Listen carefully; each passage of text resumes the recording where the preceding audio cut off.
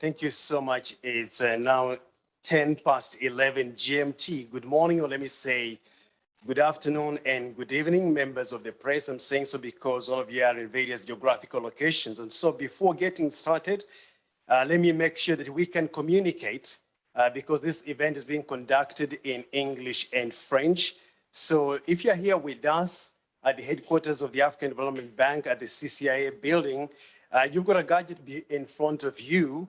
Please do press on the headphone sign, and you can choose the language, either English or French. And if you're joining via Zoom, like many of you are doing, click on the globe icon at the bottom of your gadget and choose your language, of course, English or French. Let me say a warm welcome to the African Development Bank Group's pre-annual meetings press conference coming up in just about a month's time. It's at this time that the Secretary General gives you a glance of what is coming up, the theme of the annual meetings, and why it matters not just to the bank, but the entire continent and the continent's role on the global scene. You'll hear more about that and about the guests, plus very, very important personalities who are expected at this major event in the calendar of the bank and of Africa. My name is Solomon Mugera, and I'm your moderator. My job is to tease ahead. You'll get the real stuff shortly from the bank's Secretary General, Professor Vincent Nimhele. So this is how it's going to work, ladies and gentlemen of the press. First, the Secretary General will make brief comments for about 5 minutes. We'll then come to you for your questions and comments, and be ready to state your name, the name of your organization, company, and also be ready to pose your question and make it short and to the point, because this press conference is going to last for just an hour.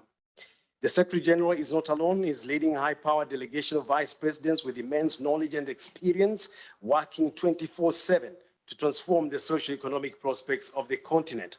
We have on the line Professor Urama, Chief Economist and Vice President for Governance and Knowledge Management. We have Dr. Kevin Kariuki, Vice President for Power, Energy, Climate, and Green Growth. We've got Marilo Aquino-Lubede, Vice President for Regional Development, Integration, and Business Delivery. Those two will be joining at some point as we go along. But here in the room, we've got Dr. Beth Danford, Vice President for Agriculture, Social, and Human Development. And on the line, we've got Dr. Solomon Quaino, Vice President for Private Sector Infrastructure and Industrialization. They are on standby for any question from any one of you. Secretary General and Vice President, you're joined here today by members of the press, journalists covering various media organizations, local, regional, and international, and you'll be hearing their names as we go along. So let's get started, and it's my pleasure, ladies and gentlemen, to invite the Secretary General, Professor Nimhele, for his opening remarks. Thank you, Solomon, for the invitation. I have to take you on a tutorial on how to pronounce my last name one of these days. Ladies and gentlemen of the press, good morning, and thank you for accepting our invitation to this traditional press conference that begins the process of the annual meetings. And let me use this opportunity to thank Mr. Solomon Mugera, Director of Communications of the bank, for really organizing this and working very closely with the teams. And also I want to welcome my colleagues, the vice presidents who are all connected, and one present in the room as we try to bring this information about the annual meetings to you.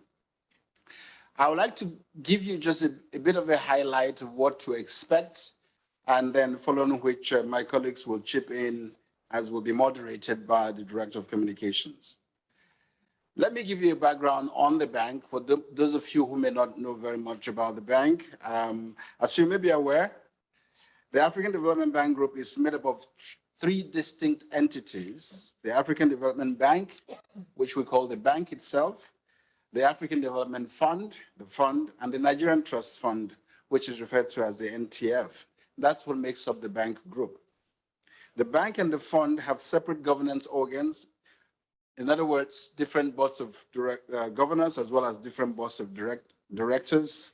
On the other hand, the Nigerian Trust Fund is a special trust fund that makes use of the governance organs of the bank as constituted, particularly the board of directors of the bank. As Secretary General of the Bank Group, I am Secretary to the boards of governance of the bank and the fund, as well as to the boards of directors. The objective of this press conference is to share with you press people, some pertinent information on the 2023 annual meetings, which will mark the most important and pivotal statutory event on the governance calendar of the bank group this year. The theme of this year's annual meeting is mobilizing private sector financing for climate and green growth in Africa. Now, having set the scene with the theme, let me inform you as to the dates of the annual meeting as well as the venue. The meeting will hold from the 22nd to the 26th of May, 2023, as the 58th session of the Boards of Governors of the bank and the 49th session of the Boards of Governors of the fund, and will be held in Sharm el-Sheikh, Arab Republic of Egypt. The annual meetings are a statutory event of the bank group. During the meetings, the Boards of Governors, as the heads decision-making and oversight organs of the bank and the fund, will review the annual reports on the finances, operations, and other activities of the bank and fund during the preceding year. The governors will also adopt resolutions on key decisions and conclusions of the annual meetings. Further, the governors will dialogue on approaches towards addressing 3 strategic challenges that Africa will be confronted with in the coming year, namely the financing a low-carbon development path that delivers growth and inclusivity, as well as meets the continent's climate goals. Placing climate adaptation at the heart of the economic policies and unleashing Africa's potential to address food insecurity and to feed itself. In addition to the statutory aspects of the annual meetings that I have just highlighted, the bank will organize a series of knowledge events under the theme of the annual meetings that I have just indicated. And finally, there will be press events, the details of which will be provided by the Director of Communications of the bank group. The theme of the annual meetings, which I have mentioned to you, mobilizing private sector financing for climate and green growth in Africa, is informed by the increasing realization of the need to mobilize alternative sources of financing to address the gap in the financing necessary to tackle the impact of climate change and aid the transition to a green economy across the African continent. The knowledge events will therefore explore how the domestic and international private sector could be leveraged with a view to closing a climate financing gap of up to $127.2 billion a year until 2030, amid the unmaterialized promise by developed countries to provide $100 billion annually for climate finance. Let me provide you a highlight of the programs of the annual meetings. For now, I'd like to take you through the program of the annual meetings with a specific focus on the statutory aspects. The detailed program is available on the website of the annual meetings for you to look at. It is important to note that all statutory meetings will be closed to the public. On day 1, the 3 of the subsidiary organs of the Boards of Governors, namely the Bureau, the Joint Steering Committee, and the Steering Committee on the election of the President, will meet to discuss items on their agenda. Now, I know that whenever you mention election of the President, it does raise some bit of hairs in terms of, oh, what is there? And I know you want to ask a few questions on that as we open the floor. The formal opening will be on the second day from 10 to 11 o'clock. Also on the second day, the first sitting of the Boards of Governors will be held from 3 o'clock to 6 o'clock. During this session, the Boards of Governors will review and, as appropriate, approve recommendations from the various subsidiary organs and adopt relevant resolutions. The second sitting of the Board of Governors, which is the Governors' Dialogue, will be held on day 3 from 9 to 12:30.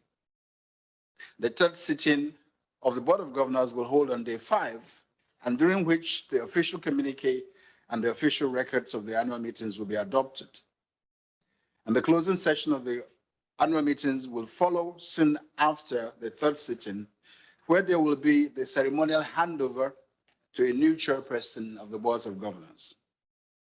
Finally, there is another significant aspect of the annual meetings in this year, which I would like to highlight, namely the commemoration of Africa Day. As you may be aware, the 25th of May every year, previously referred to as African Freedom Day and African Liberation Day, is designated as Africa Day, a day on which the founding of the Organization of African Unity, which today is known as the African Union, is commemorated. This year's celebration of Africa Day is of particular significance because the African Unity umbrella turns 60. As happened during recent annual meetings, the AFDB group will this year organize the Africa Day event on May 25th in Sharm el-Sheikh from 3 o'clock to 6:15 under the theme, Africa's Youth, Africa's Development Answer. The event will afford the youth selected from the different geographical regions of Africa the opportunity to share their perspective on Africa's development in terms of what is working, what needs improvement, and how they perceive Africa's future. The event is also intended to deepen the youth's understanding and knowledge of the interconnectedness of the African Union Agenda 2063, the UN Sustainable Development Goals, and the African AFDB's High Five priorities. A major highlight of the event will be a showcase of Africa through culture, through dressing, through music, and dancing. I welcome you to participate fully in this event. And of course, as we've indicated to board members, as well as senior management and generality of staff, you must all that day be dressed fully in various costumes of Africa that you have. That is your ticket to entering the hall. So if you're not dressed, you'll be turned away. So try, even journalists, if you want to cover that, try to be African and try to celebrate 60 years of Africa's unity. I will now call on the Director of the Communication and External Relations Department to address you on the press events planned for the annual meetings, not immediately after I finish. He will be followed by Professor Kevin Orama, the Chief Economist and Vice President, Economic Governance and Knowledge Management, who will address you on the knowledge events of the annual meetings. And then he will also be followed by Dr. Kevin Kariki, the Vice President for Power, Energy and Climate, Green Growth, Dr. Solomon Queno, who is Vice President for Private Sector, and of course, other Vice President Kevin Kariki. I've already mentioned Kevin Kariki, Dr. Beth Dumford, also of Agriculture, Human Development, were also here, as well as RDVP President, Vice President Marilo. Following their remarks, we will be happy to answer any questions that you may have. Let me use this opportunity to thank you for being here and for logging in to hear what the bank has for you or for the public or for itself for the annual meetings which will be holding in Sharm el-Sheikh. And please do get yourself ready to attend the annual meetings and to cover it very well. Egypt is waiting for you to receive you. And thank you very much for giving me this opportunity to address you. Thank you, Solomon. Over to you. Thank you, Secretary General, for those heartwarming remarks. And of course, you said you wanted me to share with journalists what you're going to be doing. I will just give you one key highlight. Please secure this in your diaries. On that 22nd of May, there's going to be a media lunch, which is going to be presided over by the President of the Africa Development Bank Group, Dr. Akiwumi Adesina. So please be there. He'll be able to also give you highlights of what the bank is doing for Africa and what the bank is also doing on behalf of Africa on the international stage.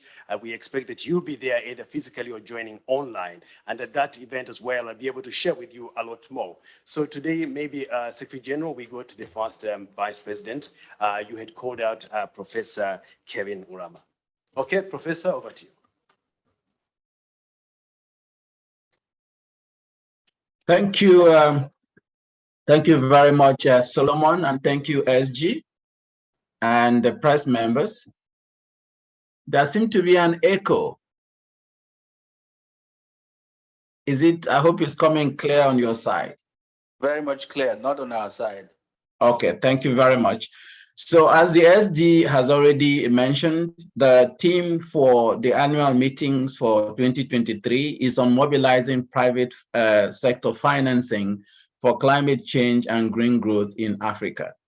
The purpose for this is very clear. We've had long negotiations during the COP27 in Egypt. Funnily enough, the same venue and Sharm el-Sheikh in Egypt. And the need for Africa, financing for Africa is way humongous, too much for the public sector financing to be able to meet those demands.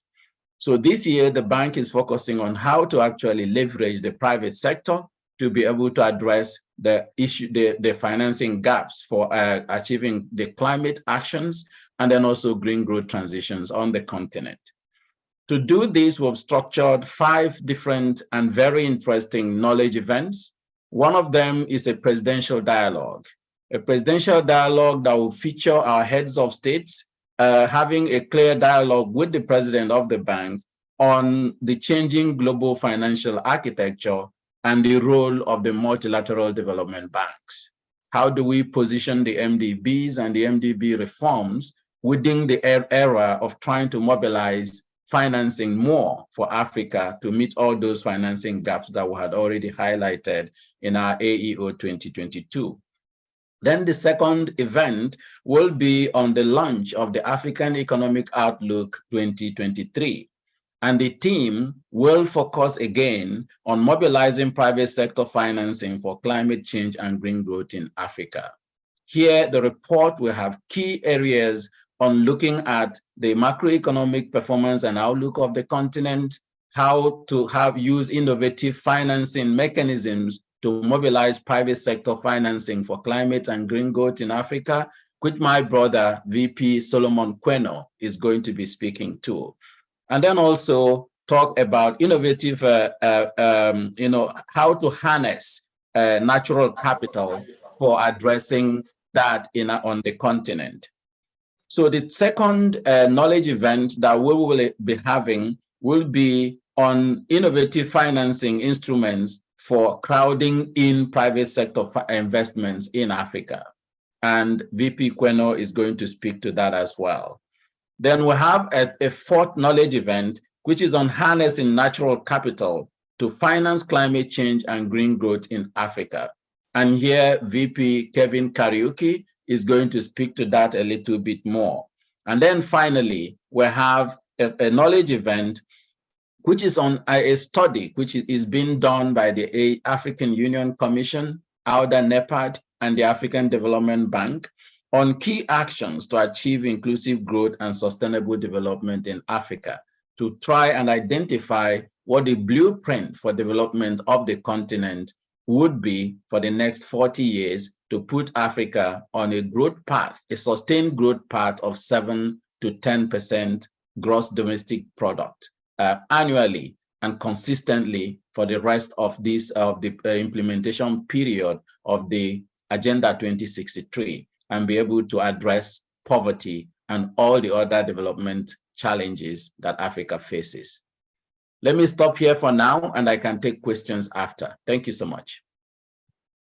Thank you, Professor Rama, for that. You've taken us through a very nice roadmap for the various knowledge events, and you touched on some that VP Solomon Quena is also going to speak to, and then later on we'll have Dr. Kevin Kariuki. He's just joined us. We saw him driving. I think it's an electric car he's testing. He'll be telling us more about that. Let me first of all go to VP Solomon Quena.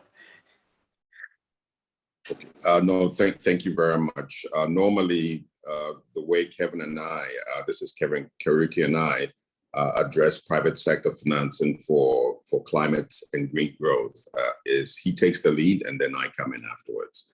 So if that's okay with you, Kevin Kariuki, if you could come in. So maybe VP Queno just proceed, and then we try to see how we can bring back VP Kariuki. Okay, we'll do. So the theme for this annual meeting, as the SG and Professor Aurama have mentioned, is mobilizing private sector financing for climate and green growth in Africa. Very specific to private sector, but it's important to really understand the context.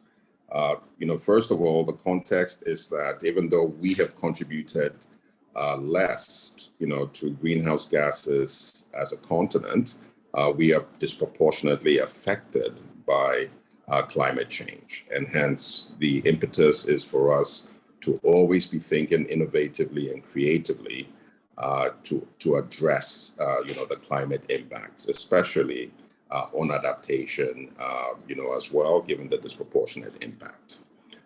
In addition, when we look at our regional member countries have very limited fiscal space. This has been exacerbated in the past 3 years by what we call black swan events, including the COVID impact, where regional member countries had to significantly borrow, to beef up their healthcare systems, to actually stabilize their private sector, and essentially ensure that people's livelihoods continued during this very difficult period. This has been recently compounded by the situation in Ukraine, the Russian invasion of Ukraine. It's been compounded by that, and there have been global impacts for which our regional member countries have also had to expand further fiscal space. So the context is really limited fiscal space all around for our regional member countries. So therefore, given that we still have to address the impacts of climate change, it means then that we have to really look at alternatives to leverage limited fiscal space and also innovative ways to crowd in private sector. And that's really, why, we have the specific theme that we're looking at. You would often hear about the various barriers, to scaling up and, speeding up private investment in climate, whether it's the high risk perceptions of Africa, which, by the way, a Moody's Analytics report demonstrates that, when you take a look at default rates, Africa is actually the second best region in the world. And hence, we have to really provide information to investors to really erase that perception. There's also the perception that the risk reward, balance is not attractive. That's also not the case. There is a lack of bankable projects as well, and we have to do something about that. And there's some ideas that, we as the African Development Bank are providing leadership on, which will be discussed, further, during the annual meeting. And, lastly, there has to be financial innovation because these are not really normal times. We can't only use the traditional approach. And we also have to pay attention to the fact that adaptation is really also very critical. We will continue to work on mitigation, but mobilizing private sector for adaptation is not as simple as it sounds. And we're going to really at this annual meeting be bringing MDBs, partners, governments, pension funds, financial institutions, all together to see how, we create really, the right environment to be able to, build out, climate and green growth with scale and also with speed, because time is not on our side. In terms of the African Development Bank, at the COP27, we launched the Alliance for Green Infrastructure in Africa. We're also working on the African Financial Alliance on Climate Change, where we're bringing really all the financial institutions in Africa, all the way from commercial banks to institutional investors, to see how we, can best really address, the financing aspects, of green projects as well. And we're looking at other innovations such as infrastructure asset recycling as well. You would see that I haven't talked about the $100 billion promised by the developed world that the Secretary General mentioned. But once again, if we're able to get that on top of what I've said, and we are going to leverage that and use that in a catalytic manner, this would give us the best opportunity to really address all the climate change, needs on the continent. But thank you very much. Those are the introductory comments I wanted to make. And Kevin, sorry that this is Vice President Kevin Kariuki. Sorry, we switched places today, but I hand it over to you now if you're connected as well. I think you did a very good job. To provide context as a meeting is the background. Sorry, Vice President Kariuki, sorry about that. Your sound is really letting us down. I know we may have to try another way of connecting you to the press conference. We'll ask our technical team to talk to you privately as we try and reconnect. It's important we hear from you because of the significance of the theme for the African Development Bank's annual meetings, but also the role of your complex. It's a very important one, dealing with the climate change, dealing with the power and energy, and a lot of questions around that. So perhaps I'll come back here into this room because we've got quite a number of questions. And I would say the technical team, please do talk to Vice President Kariuki and connect him. We definitely need him to hear his wisdom and the work he's doing together with his team. But we've got some questions which have come in. And the first question, Secretary General, is from Chamun Dabeng, a senior journalist with the Trust TV in Nigeria. He says about $250 billion is needed every year to help African countries adapt to greener technologies and adapt to the effects of climate change. What can be done to raise this amount, especially when many African countries are struggling with development? Thank you very much. I'm sure other colleagues would contribute to this question. When you talk about what can be done to raise this amount, there are different ways of financing development. One of the most important ways that we try to emphasize is domestic resource mobilization. Most of the times, there's a tendency to think that somebody else will bring the money. But sometimes you find that the ability of African countries to generate revenue domestically is a problem. And that's something that the bank works very hard to sensitize member countries that is one source of mobilizing resources for development. Now, in addition to that source, you have other sources like the multilateral development banks that we are and others that these countries belong to. There's also some bilateral relations where member countries relate with other countries that result in some manner of financing development. And of course, depending on the nature of the country, in terms of whether it is a poor country or not, there are concessional amounts of money given, some as grants and some very, very, very low concessional loans that are given to those countries. I think what is important is each country charting its development in a manner that is sustainably done and funds raised over time. You may say 1.27 billion, or you may say 250 billion. That's not the money you say you want to do 1 year. And if we say 1 year, you're talking about the entire Africa, right?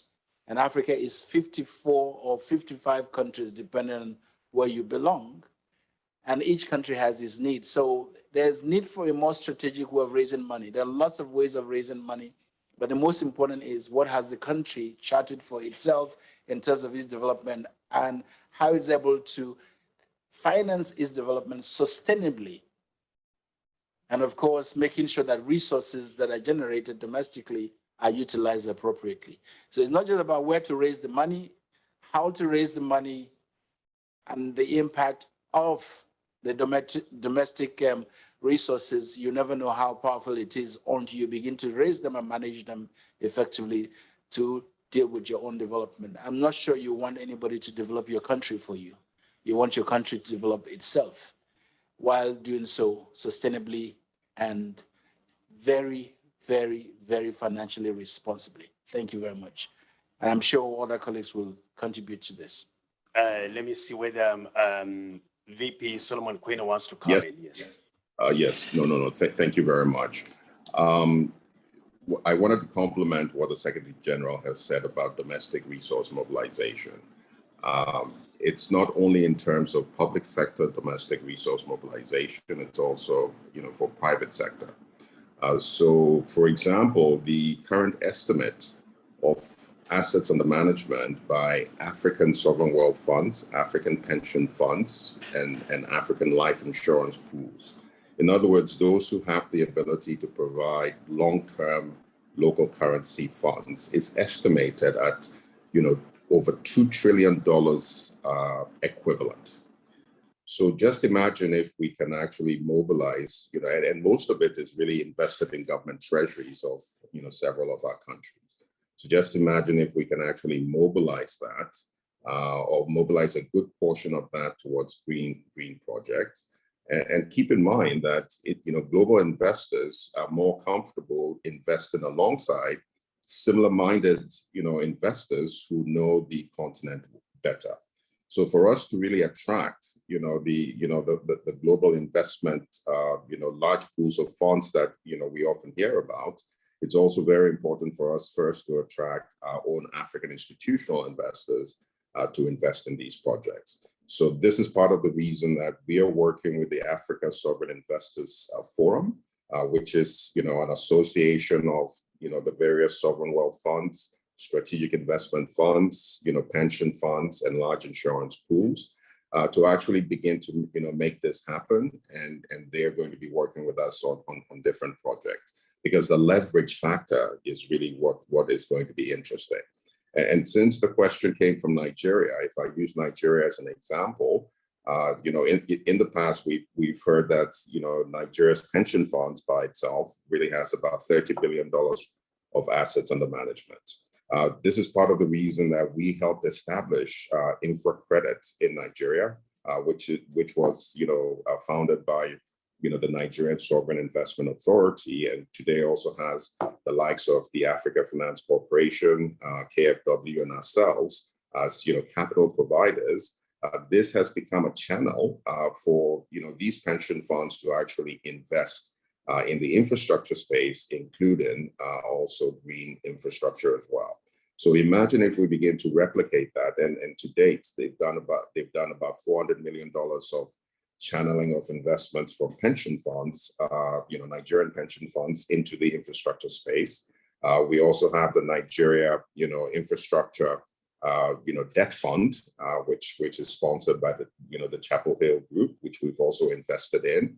I mean, these are some of the things that, the SG was referred to when he talked about domestic resource mobilization from the private sector perspective. Thank you.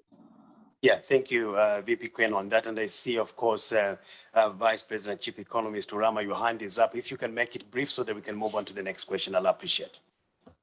Okay, thank you very much, Solomon. And colleagues have already mentioned a number of things. But for me also, to mobilize capital for development, we also need to put our house in order in terms of having good macroeconomic policy management on the continent so that it can attract financing. Because money goes to where it's safe. And if the risk profiles are high, no matter how we try to mobilize capital, there will actually be a capital flight in terms of investors going to other places where they feel that their resources will be safe and that the returns will be safe and entry and exit are easy. So the rule of law, governance remain a major challenge that Africa needs to address to be able to meet these financing challenges we're talking about as well. Thank you. Yeah, thank you so much for that, Professor. Let me change tack a little bit because when I started, I said we need to communicate fast, but I think we needed to feed ourselves fast because one of the key things that this bank is really keen on is to make sure that Africa feeds itself and Africa can feed the world as well. And we've got Edward Nyarkova, business editor from Ghana Broadcasting Corporation, saying the African Development Bank has announced that it will invest $10 billion in agriculture in Africa. How much has it invested? How many countries have benefited from the package? How many jobs were expected from this facility? And how many have been created. I think this is a question for Vice President Beth Danford here, who is in charge of agriculture, social and human development. But I think what Edward is referring to is the outcome of the Dakar 2 Food Summit. The bank, yes, is planning to invest in $10 billion US, but the amount of money being mobilized to date is much more than that, VP. Thank you very much for that question, and good afternoon, colleagues. And yes, I think just to back up a little bit and talk about the Dakar Summit, which was really historic gathering of Africa's leaders to really focus on the issue of food security, given the context of rising food prices, increasing poverty rates, and increasing food insecurity. Over 280 million Africans go to bed hungry every night, which is really unacceptable when you see that Africa has the potential to become, a huge breadbasket, not only for the continent, but really to feed the world. 65% of the world's arable, but yet uncultivated land is in Africa. There's a huge yield gap, so huge potential to increase productivity of the agriculture that exists, and really seeing that transformation of agriculture in order to really move up the value chain and really increase the value addition of crops and that are produced in Africa. I mean, when I go to the supermarket, here in Abidjan, I purchase cashews that were grown in Cote d'Ivoire, shipped to Vietnam for processing, and then come back again to the supermarket where we buy that in Abidjan. So again, really seeing the need with the context of rising food prices and increasing insecurity to focus attention and investment to accelerate the transformation of Africa's agriculture. So at the summit in Dakar, which was from the 25th through the 27th of January in Dakar, we saw an unprecedented gathering of 34 heads of state and government. And at this gathering, we saw these heads of state and government, over 70 ministers coming to this event that not only came to sort of give speeches and signal high-level commitment, which in itself is very, very important, but we're also really leading working sessions, boardrooms, where their heads of state, their agriculture ministers, their finance ministers presented their plans for each country to transform their agriculture, to accelerate the ability for Africa really to feed itself. And in these compacts, again, there were 41 countries that came and presented compacts.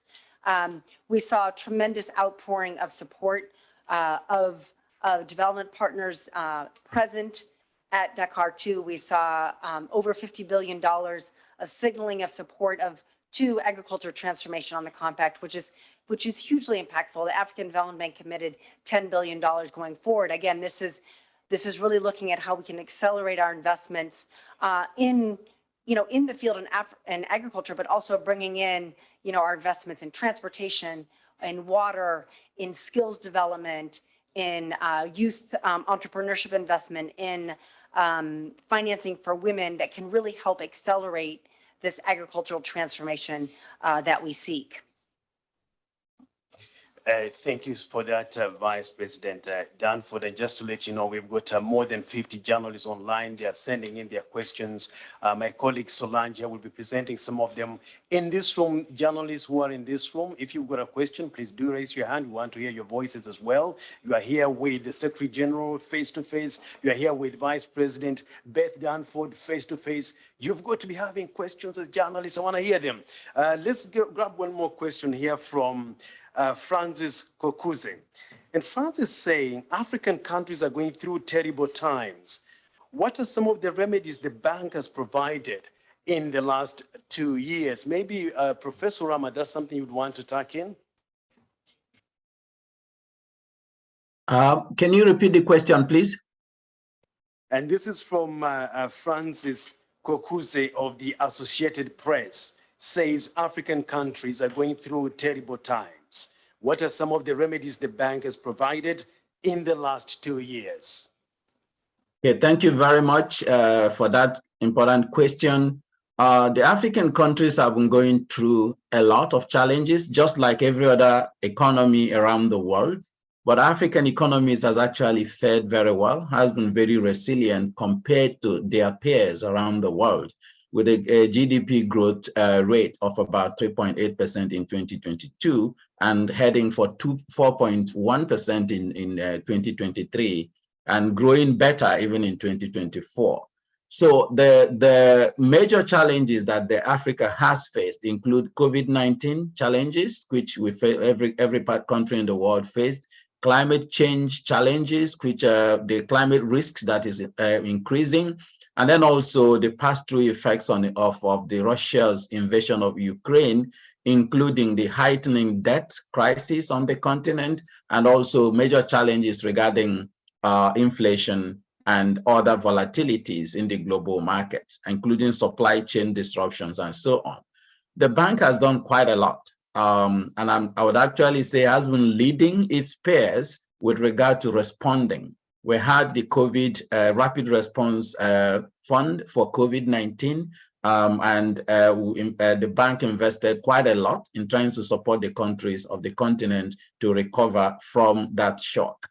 But also on systemic issues like debt, the bank has been on the forefront trying to mobilize resources through the rechanneling of the special drawing rights of the IMF, SDR rechanneling discussions, which the bank has been spearheading globally to be able to raise more money for the continents to be able to bolster the fiscal gaps that the climate, COVID, and other challenges has been creating. But also we have established a public financial management academy, which is training over 170-something public servants from about 45 countries in Africa that subscribe to it on how to manage public finances better, improving macroeconomic governance, improving domestic revenue mobilization, improving transparency and accountability, debt sustainability, and several things that are going on the continent. And we also launched a debt action plan in 2021, which is also doing the same and mobilizing, even supporting countries on debt restructuring and the conversations with the common framework and so on of the G20 common framework and so on and so forth. There's quite a lot of things that the bank has been doing, and VP Kariuki can also talk about the climate action window, which was a special window established as part of the African Development Fund to mobilize resources to support the lower income countries on the continent on addressing the climate challenges they have. So Solomon, if you have a minute, I would request that VP Kariuki speak to that particular innovative invention of the bank, the climate action window. Thank you. VP Danford wants to come in. VP Danford. Thank you very much. I also just wanted to respond to the question about what we've been doing to help out to really to address the rising food insecurity situation. We approved last May a $1.5 billion facility called the African Emergency Food Production Facility. And what this facility did was, on an emergency basis, get farmers really the tools they needed to accelerate production right now. And this is based on, recognizing that, the technologies exist to help farmers dramatically increase their yield right now with improved varieties that are climate adapted. We're talking heat tolerant wheat that allows farmers to plant wheat in areas heretofore that have been too hot, too dry, water efficient maize, et cetera. So the types of varieties that really help increase yield, get these improved varieties out to farmers quickly with fertilizer, again, financing fertilizer to get up to farmers, which we know has been very, very difficult to get recently. And with this, then we approved in record time, I think, this $1.5 billion facility and assistance out to over 20 countries. And this has been really, really important to get these inputs out to farmers.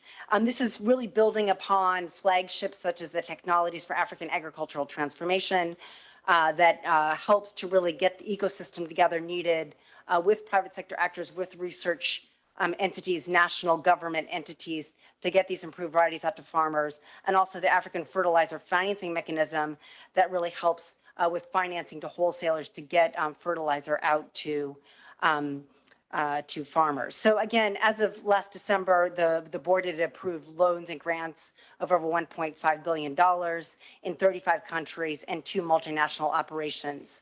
Again, there was also a lot of donor support, namely from Japan, Norway, Germany, Netherlands, United States, and the World Food Program that really helped to contribute to this assistance.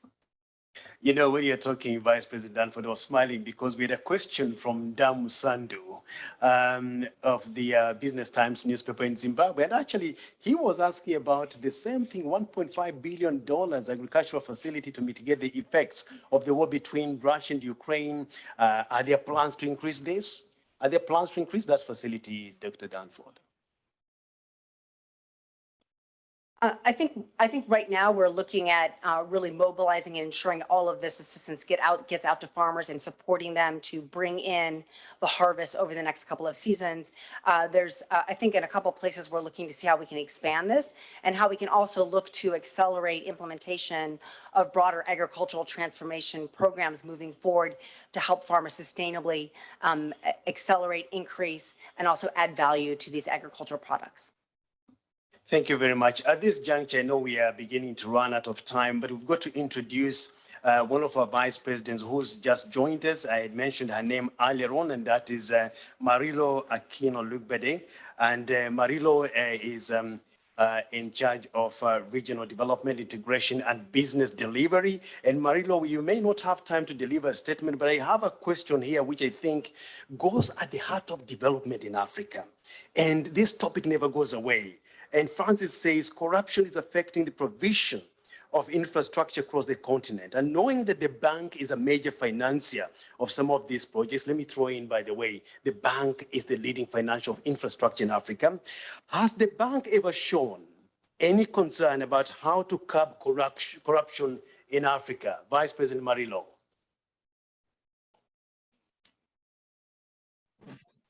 Merci beaucoup, Monsieur le directeur de la communication de la banque. J'espère que vous permettrez que je parle en français. Tout d'abord, je voudrais indiquer que c'est très clair. La banque a une tolérance zéro, n'a aucune tolérance pour des pratiques de corruption et met en place des systèmes, des procédures pour veiller à ce que, effectivement, nous puissions saisir ces situations et effectivement y remédier. Nous avons un système en place. D'abord, la corruption doit être attaquée en amont et également en aval. En amont, il s'agit effectivement d'encourager les pays à mettre sur pied des systèmes qui permettent effectivement d'éradiquer la corruption. Pour nous, il s'agit, et je crois que le professeur Ourama en a parlé un peu plus tôt, il s'agit de systèmes purement et simplement de bonne gouvernance. La bonne gouvernance, c'est effectivement être redevable devant son peuple, être redevable devant les financiers qui vous accompagnent. Cela participe également d'une stratégie de la publication de ce que vous faites, de veiller à ce que les différents organismes au sein d'un pays qui sont chargés de la redevabilité, qui sont chargés par exemple de l'audit des comptes publics, de l'audit dans les passations de marché, que ces organismes puissent faire leur travail et puissent communiquer. Il s'agit également d'avoir un système judiciaire qui permet de sanctionner les cas de corruption quand ils sont avérés. Donc, il y a du travail, évidemment, au niveau de chaque pays. S'agissant de la banque en tant qu'institution, nous avons effectivement un système en place pour permettre effectivement, dans la mesure du possible, d'être informé de ces cas de corruption. Comme vous le savez, nous avons une ligne, une alerte, une ligne qui permet que les différents parties prenantes peuvent utiliser pour signaler des cas de corruption.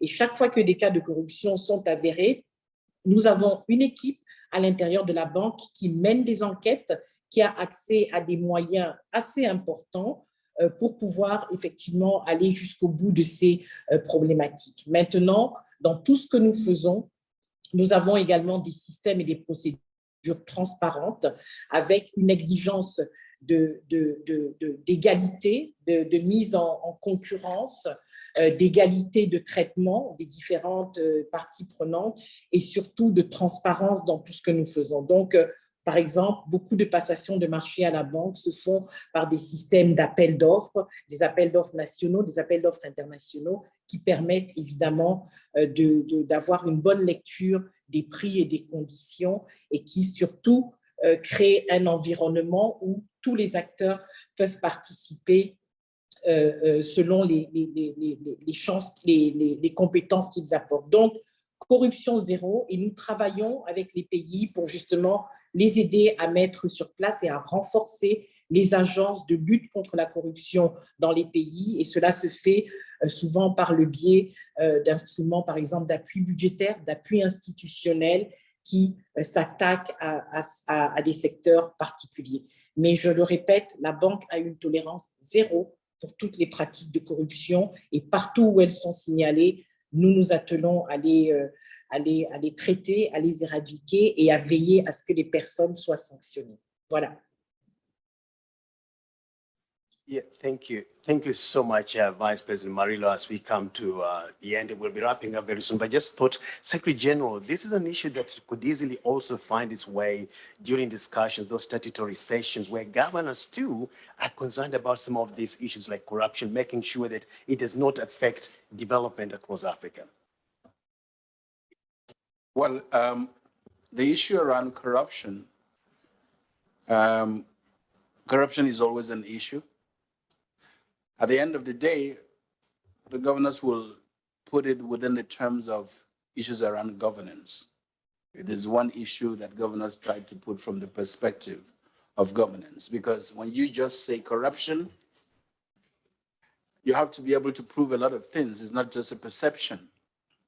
And so governance, to make sure that all governance instruments are in place that will be able to deal with aspects of corruption. Because as you know, it's all about an integrated effort to deal with things that may result in corruption. Rule of law, which VP Orama mentioned, the certainty of contracts and proper procurement processes. Those are the things that must be in place. You know, when you just say, of course, from the journalistic point of view, you will talk about corruption. What can the bank do about corruption? The bank makes sure that instruments are in place that ensure that people do business with the bank properly. It is not the responsibility of the bank to prosecute people for corruption. That is a domestic issue. Corruption is a crime in most countries, and therefore the governments must have instruments when issues of corruption arise and that they're able to prosecute. And then when they're able to prosecute, then it tells you that there are clear indication of rule of law. So the governors will look at it from that perspective of the existing framework to deal with corruption. I know that if a journalist knows that a particular corrupt act has happened, it is the responsibility of that journalist to bring it to the attention of the authorities to ensure that the law as it exists takes its course. So that's what governors will be involved. Governors may not be sensationalists in talking about corruption because, I mean, somebody will just say, you know, that Secretary General, he's corrupt. May not have even interacted with the Secretary General before, maybe just based on what is out there. So governors don't work like that, but they make sure that instruments are in place in countries and in dealing with the bank, that those things that will check and ensure that there is no corruption are in place. That's the way governors will look at it. Thank you. Thank you, Secretary General. Thank you so much for that. We'll now go into some quick fire questions to wrap this up for each of our vice presidents.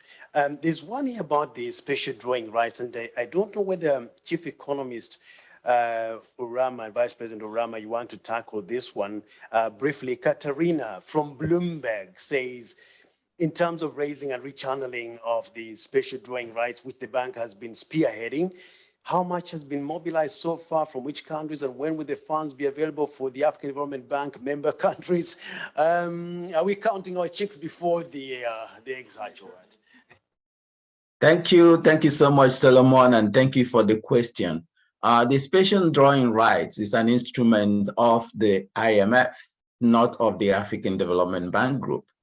The bank, seeing the allocations where Africa got just about 5% of the equivalent of that was of the allocations that was done originally. What the bank has done is to innovate in terms of trying to be the voice for the continent, to the president of the bank, really working hard with his peers to try and find innovative ways of trying to mobilize more capital for Africa from that particular instrument. And our Vice President, VP Hassatu Nsele, the VP for Finance and the Chief Finance Officer of the bank, has been spearheading this work on the technical level. So a lot of progress has been made in terms of trying to find ways of making it happen. But in terms of how much capital has been raised, I think it's premature to ask such questions at the moment, because these instruments have been existing for years. And when you come with innovative ways of trying to tweak them, it takes a lot of discussion with the IMF, with their boards of governors, with their boards of directors, and all this has to happen before we come to the stage of starting to discuss how much. I hope this addresses the question somehow, and my colleagues can help me if I have missed something out. Now, I think this is something which the bank will be touching on in the near future as those conversations continue with the IMF. And thank you for that, Vice President and Chief Economist Professor Ramadem. Just coming back to this room, let me just see Ilya Question. Yes, oh, my good friend, can you press your mic? I'll post mine and then you take over. Ah ouais, d'accord. Merci beaucoup. Je suis Barthélémy Kwame de ActuRoute. J'ai une question pour le vice-président Koueno en matière de routes et de transport. Les fonds d'entretien routier d'Afrique étaient réunis début avril à Maputo, Mozambique, pour évaluer un peu leur situation. Et il en ressort qu'ils sont inquiets à cause du financement, du nouveau type de financement qu'on veut mettre en place concernant donc le changement climatique. Si on ne doit plus utiliser donc le carburant traditionnel qu'on connaît, alors que les fonds d'entretien routier sont financés par le prélèvement sur le carburant, comment est-ce que ces fonds-là pourront survivre? Et pour être plus large, comment on compte financer les routes alors que aujourd'hui elles sont financées notamment par le prélèvement sur les carburants? Thank you. VP Quinn, I hope you got the question, and if you can use that to wrap up your comments as well, that would be very good. Okay. No, thank you very much. And Kwame, good to see you again. I mean, Kwame, yes, fuel levies are usually used to finance maintenance funds, but ultimately they're a form of tax, right? So, and hence this is really from, government's budget. As we move towards, a more climate, friendly environment, and we're using less fossil fuels and we're using more electric vehicles, alternative ways in raising funding for, maintenance of roads, should be considered by various governments, because, we're going to be in a situation where, fuel usage will be less if indeed we have a greater preponderance of electric vehicles. So alternative sources of funding through, other tax approaches, whether from the general budget or otherwise, will be explored, because ultimately, government has to make the resource allocation for maintenance of roads.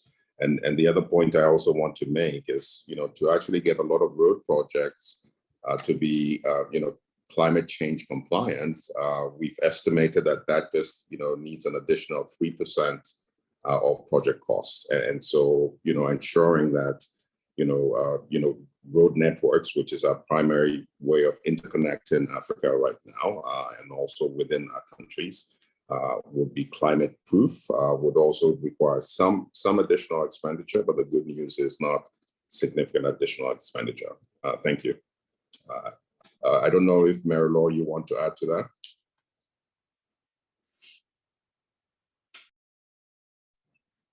Non, pas vraiment, VP Quenan. Je pense que le souci est réel, c'est-à-dire comment rendre beaucoup plus soutenable le financement de la maintenance des grands réseaux routiers dont nous avons tant besoin pour notre développement économique, mais aussi pour l'intégration régionale, pour échanger entre nous. Et je crois que vous l'avez dit, la taxe sur les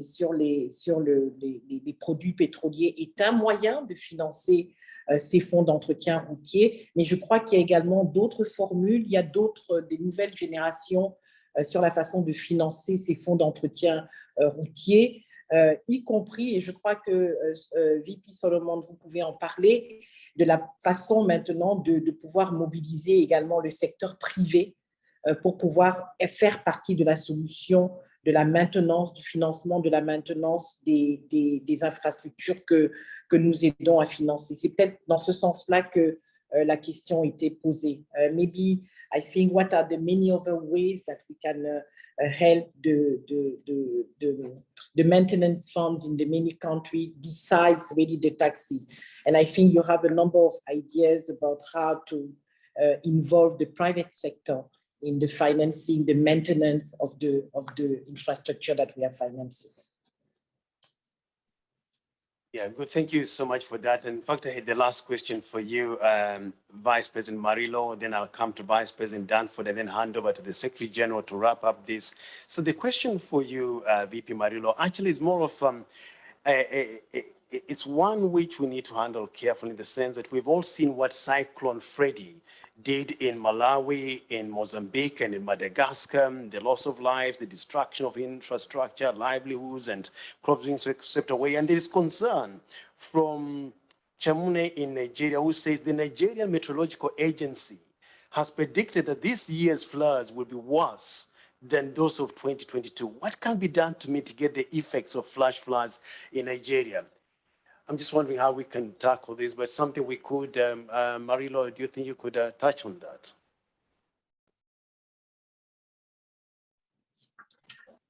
Je pense que nous sommes directement dans la problématique, effectivement, de l'impact du climat sur tout ce que nous faisons, et c'est également la problématique le thème de la conférence.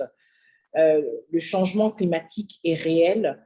Les impacts dévastateurs du changement climatique ne sont plus à démontrer, et bien évidemment, il est important de s'y préparer, et je crois que on en parle dans le rapport économique sur l'Afrique. Ça veut dire qu'il faut que l'on travaille aussi bien sur l'adaptation que sur la mitigation de ces risques de changement climatique. Et il y a plusieurs façons de faire. Il y a une façon de faire maintenant de construire des infrastructures qui sont beaucoup plus résilientes à l'impact du changement climatique. Il y a également des façons, il y a des changements, des habitudes, des comportements que les parties prenantes doivent également adopter à partir de maintenant. Le climat aura un impact, mais la façon dont nous réagissons, les habitudes que nous prenons dans la façon de gérer notre environnement, ces infrastructures participent également de la solution à cela. Donc, les investissements sont beaucoup plus importants, mais c'est la voie que nous devons emprunter. Donc, sur ce plan-là, tous les investissements d'adaptation, de mitigation, et que la banque d'ailleurs accompagne déjà dans une large mesure, devront être poursuivis. Je crois que le VP Orama qui devait partir peut nous apporter plus de précision parce qu'il a des calculs, il a les statistiques sur ce que nous devons faire, sur ce que nous pouvons faire par rapport à ces statistiques.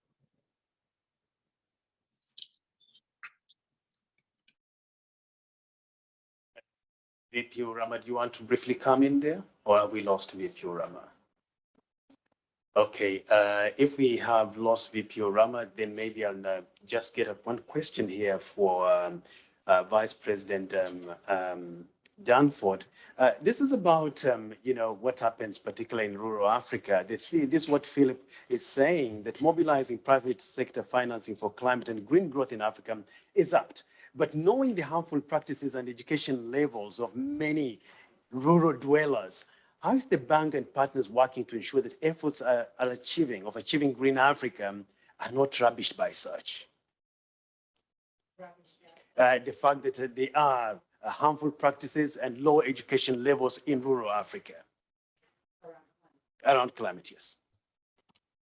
So I think that climate adaptation really is at the heart of everything that we're doing, climate mitigation, climate adaptation. I think that when we're looking at agricultural transformation, farmers, again, are waking up every morning figuring out how to adapt to a changing climate, to a climate that's, where we're seeing shocks that are more severe, more unpredictable, and more frequent than we've ever seen before.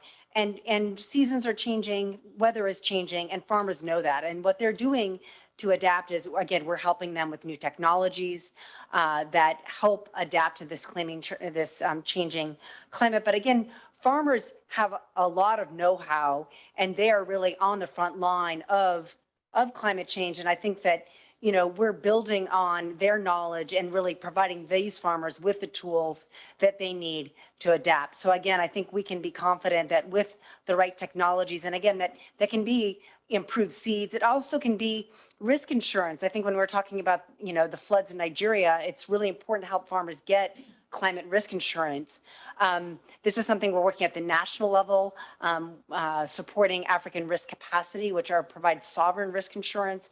So helping countries pay the premiums to actually join, so that when these risk events, these climate shock events happen, they're able to get payouts, helping farmers get the types of risk insurance they need, and really guaranteeing investment into these areas so farmers can adapt to climate at the farm level, but also then again, importantly, on the processing and transport and aggregation side as well. Thank you. Thank you for that, Vice President Danford. And I think that African Disaster Risk Finance Facility that you are referring to, we've seen it in action in countries like Madagascar. And I think it's very important that we are thinking ahead of what could be done should those floods happen. Now, thank you so much for that, our Vice President. I'm going to thank you. And I want to hand over to our Secretary General, who's been chairing this press conference. He's the host, to give us his closing remarks. Thank you, Solomon. Just to say thank you for organizing this, and thank you, colleagues, for participating. And thank you, journalists, for making time, those of you who are online and those of you who are physical. I just use this opportunity to invite you to Sharm el-Sheikh to 5 days of activities of doing the bank's business, both statutorily as well as the knowledge events, and as well as a time of networking and knowing the continent, and also showcasing the country of Egypt. And of course, in Egypt, there will be a handover to Kenya, which will be the next host of the African Development Bank's group meetings in 2024 in Nairobi. So those are things you also should come to cover. But one thing is clear, the African Development Bank is Africa's bank, the bank that has been mandated to deal with issues of socioeconomic development on this continent and poverty reduction, and possibly eliminate poverty if possible. And so thank you for this wonderful occasion and for this morning, and I wish you all the best. And thank you, Solomon, and your team for a wonderful time you've put together to be able to do this. Thank you very much. Much appreciated. Thank you so much, Secretary General. Let me also say a very big thank you to vice presidents who are with us today so that you get their names right. We had Professor Kevin Urama, Chief Economist and Vice President for Governance and Knowledge Management. We had Marilo Aquino Lubade, Vice President for Regional Development, Integration and Business Delivery. In here, we had Dr. Beth Danford, Vice President for Agriculture, Social and Human Development. We had Dr. Solomon Quaino, Vice President for Private Sector Infrastructure and Industrialization. He was on the line.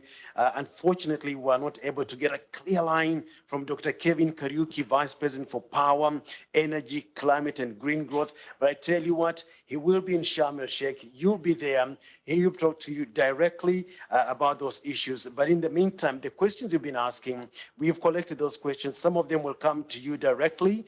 But in the meantime, please follow us on social media and do visit the bank's website, afdb.org, for further details about the African Development Bank Group's annual meetings 2023 in the Egyptian resort city of Sharm el-Sheikh. Thank you. Good afternoon.